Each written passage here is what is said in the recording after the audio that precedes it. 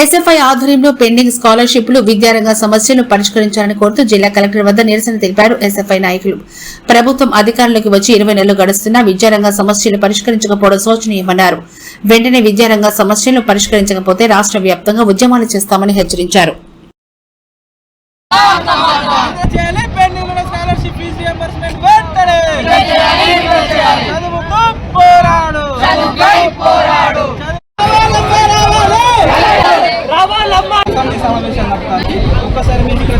రాజన్న సిరిసిల్ల జిల్లా కమిటీ ఆధ్వర్యంలో పెండింగ్ లో ఉన్నటువంటి స్కాలర్షిప్స్ అదే విధంగా ఫీజు రియంబర్స్మెంట్ గత 6-7 సంవత్సరాల నుంచి పెండింగ్ లో ఉన్నాయి. అట్టి బకాయిలను విడుదల చేయాలని చెప్పేసి ఈ రోజు విద్యార్థులందరూ కలుపుకొని చెలో కలెక్టరేట్ కి రోజు విద్యార్థులను తీసుకొని రావడం జరిగింది. ఎందుకంటే తెలంగాణ రాష్ట్రంలో కాంగ్రెస్ ప్రభుత్వం అధికారంలోకి వచ్చి ఇప్పటికీ 20 నెలలు గడుస్తా ఉన్నాయి. ఈ రోజు విద్యార్థుల గురించి పట్టించుకున్నటువంటి పాపాన పోలేదు.